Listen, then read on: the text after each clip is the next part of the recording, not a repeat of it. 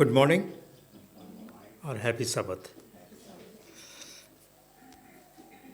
मैं आज का फीचर टॉक जिस विषय के बारे में बोलना चाह रहा था उसको मैं तैयारी नहीं कर पाया, और नेक्स्ट टाइम मुझे मौका मिलेगा तो मैं उसके बारे में बात करूँगा। और वो था, मैं एक किताब देख रहा था तो उसमें हम अपनी भाषा में बोलते हैं घुमा साग। घुमा साग को जानते हैं? हाँ, तो वो उसके विषय दिया था तो मुझे बहुत अच्छा लगा। हम छोटे छोटे थे तो हम उसका फूल खींच के उसको चूसा करते थे, उसमें मीठा होता है। और अगर जख्म कम हो जाता है तो उसको मसल के, अगर कहीं कट गया तो उसको रस निकालिए तो वो थोड़ा सा आयोडीन जैसा थोड़ा सा जलेगा, उसके बाद वो ठीक हो जाता था। तो उसके विषय और कुछ दिया हुआ है, तो फिर मैंने ना इसको छोड़ देता हूँ मैं, क्योंकि इसको पूरा आगे नहीं बता पाऊँगा। तो यशई यशई के कितने पुत्र थे शामिल नबी के ज़माने में? तो वो शामिल नबी को परमेश्वर ने कहा कि जा यशई के पास, उसका बेटे 8 बेटे थे। तो उसका जो 8वां उसका एक बेटा है उसको ये करना, अभिषेक करना, क्योंकि मैं साउल से राजा से खुश नहीं हूँ, और वो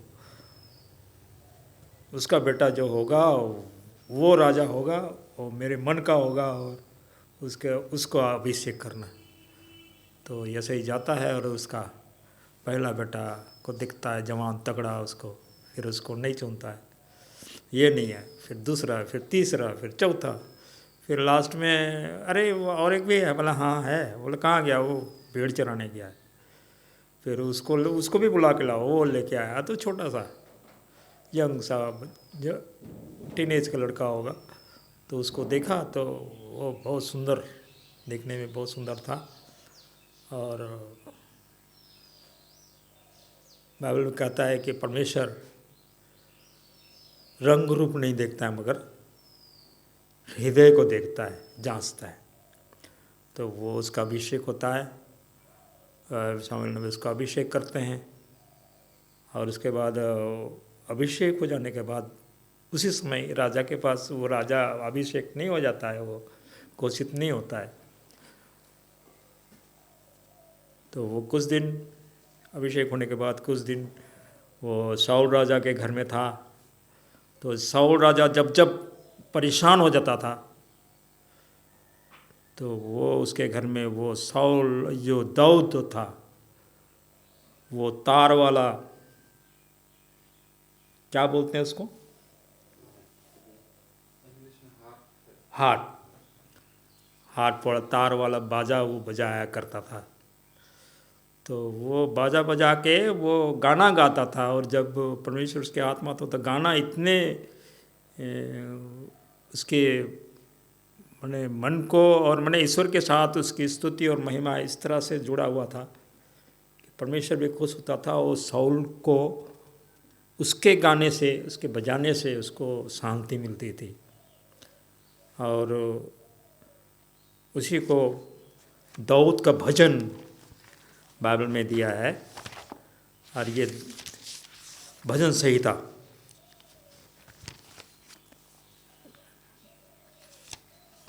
ये भजन संहिता उसके, ये सब दाऊद के वो जो गाने हैं, जो भजन है, वो जो गाया करता था साउल के यहाँ। और हम लोग सब कोई प्राय उसको जब छोटे छोटे थे तो हमें कंठस्थ कर दिया जाता था। तो स्कूल में भी, एडवेंटिस्ट स्कूल में खासकर भजन 23 जो है, शाम 23, उसको एकदम उसको याद करने के लिए बच्चों को कहा जाता है और बच्चे याद करते हैं। तो बाइबल में कहीं लिखा है कि बाइबल को आप कैसे पढ़ते हो? हम जब ऐसे पढ़ते हैं तो ऊपर ऊपर चला जाता है। तो मैं कहीं देख रहा था तो उसमें बड़ा सुंदर सा दिया हुआ था, लिखा है यहाँ पे, यहोवा मेरा चरवाहा है, यहोवा मेरा चरवाहा है, मतलब परमेश्वर के साथ हमारा जो संबंध है, रिलेशन है, उसको दिखाता है, रिलेशनशिप। उसके बाद बोलता है मुझे कुछ घटी ना होगी।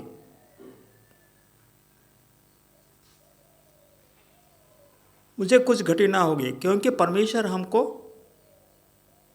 हर चीज़ हमारे जीवन में, जब उसने जिंदगी दी है, जीवन दिया है, तो हर चीज़ हमारे जीवन में वो मुहैया करता है, सप्लाई करता है, देता है, हमारा दाता है। लिखा है मुझे हरी हरी चराइयों में बिठाता है।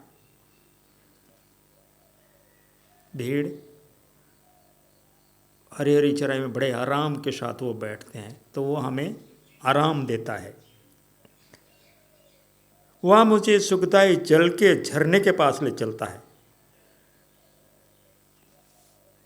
जब हम नाश्ता वास्ता कर लेते हैं तो हमें जल पान माने ठंडा पानी, या सवेरे हुआ तो फिर गर्म ड्रिंक होना हो, तो इस तरह से चरवाहे के लिए सुखदाई जो हम मन को शुद्ध करता है, जल के झरने के पास ले चलता है, वो हमें रिफ्रेशमेंट करता है।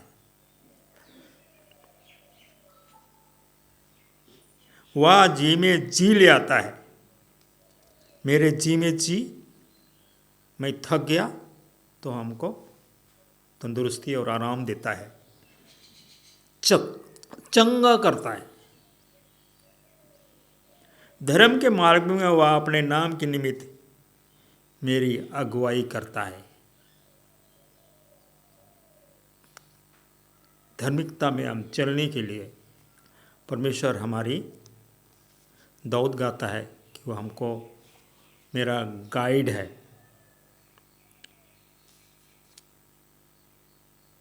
अपने नाम के निमित्त मेरी अगुवाई करता है। अपने नाम के निमित्त, अपने पर्पस के लिए, अपने मतलब के लिए, कि हमें परमेश्वर के अनुसार, परमेश्वर की मर्जी के अनुसार हमें कैसे चलना है। लिखा है आगे चौथा में, चाहे मैं घोर अंधकार से भरी हुई तराई में होके चलूं। घोर अंधकार से, परिस्थितियों के, संकट के, तकलीफ के, घटी टूटी की वजह से, बीमारी की वजह से उस संकट में होकर चलूं, मतलब उसमें होकर हमारी क्या होती है, टेस्ट होती है, परख होती है। तो भी हानि से ना डरूंगा, क्योंकि तू मेरे साथ रहता है, क्योंकि वो मेरा क्या है, रक्षक है।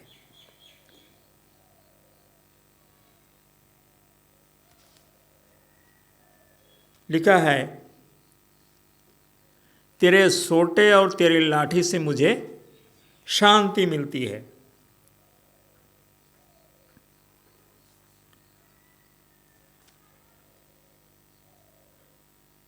यहाँ तो भी हानि से नहीं डरूंगा, मैंने कहा टेस्टिंग होता है, परख होती है। और यहाँ लिखा है कि क्योंकि तू मेरे साथ रहता है, मतलब हमारा विश्वास बना रहता है, ये है वो उसको जाहिर करता है। फिर बोलता है कि तेरे सोटे और तेरी लाठी से मुझे शांति मिलती है। परमेश्वर हमारा अनुशासन करने वाला परमेश्वर है, अनुशासन में हमें रखता है, डिसिप्लिन।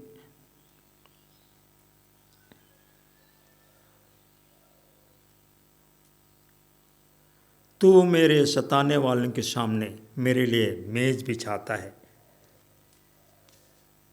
जो मुझे तकलीफ देते हैं, परेशान करते हैं, व्याकुल करते हैं, उनके सामने मेरे लिए मेज बिछाता है, क्योंकि वो हमारा क्या है, आशा है। आज हम आशा ले ले, बाइबल बताती है कि आशा में आनंदित रहो।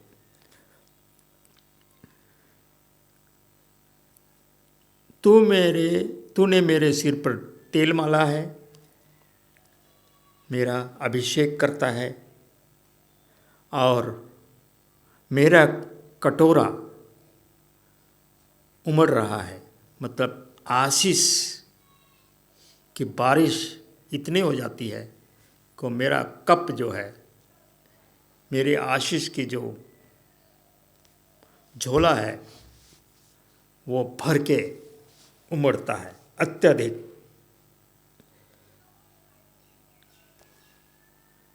उसके बाद बोलता है, निश्चय भलाई और करुणा जीवन भर मेरे साथ बनी रहेंगी। बोलता है एकदम निश्चय के साथ, विश्वास के साथ, मेरे करुणा, तेरी भलाई और करुणा जीवन भर मेरे साथ बने रहेंगे और मैं यहोवा के धाम में सर्वदा वास करूँगा। ये परमेश्वर के आशीष, ब्लेसिंग्स हमें जीवन में अधिकाई से मिलती है। मैं इसको रिपीट कर देता हूँ। यहोवा मेरा चरवाहा है, मुझे कुछ घटी ना होगी। वहाँ मुझे हरी हरी चराइयों में बैठाता है, वहाँ मुझे सुखदायी जल के झरने के पास ले चलता है। वहाँ मेरे जी में जी ले आता है। धर्म के मार्ग में वह अपने नाम के निमित्त, यहाँ इंग्लिश में धर्म के मार्ग लिखा है, धर्म तो कुछ भी हो सकता है, लेकिन इंग्लिश में दिया है धार्मिकता, रिजियसनेस।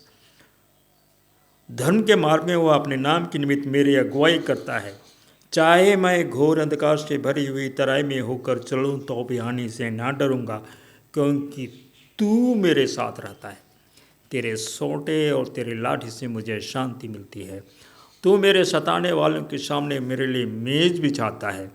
तूने मेरे सिर पर तेल मला है, मेरा कटोरा उमड़ रहा है। निश्चय भलाई और करुणा जीवन भर मेरे साथ बने रहेंगे और मैं यहोवा के धाम में सर्वदा वास करूँगा।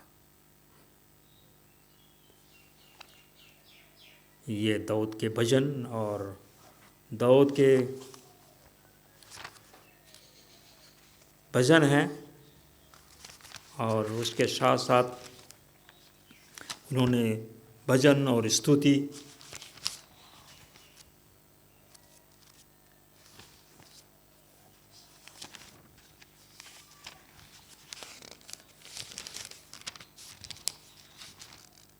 का संकलन है। और 150 भजन संहिता में 150 चैप्टर हैं, अध्याय हैं, जो दाऊद के भजन को बताते हैं। इस वचन पर परमेश्वर आशीष दे। आमीन।